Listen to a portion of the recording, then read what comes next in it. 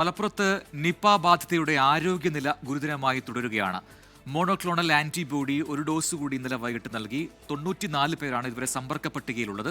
25 പേരുടെ പരിശോധനാ ഫലം കൂടി ഇതുവരെ നെഗറ്റീവായിട്ടുണ്ട്.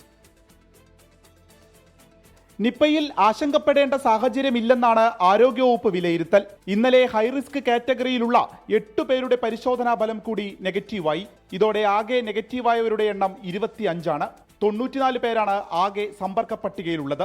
ഹൈറിസ്ക് വിഭാഗത്തിൽ മലപ്പുറം ജില്ലയിൽ നിന്ന് 40 പേരും പാലക്കാട് നിന്ന് 11 പേരും എറണാകുളം, കോഴിക്കോട് ജില്ലകളിൽ നിന്ന് ഓരോരുത്തർ വീതവും ഉൾപ്പെട്ടിട്ടുണ്ട്.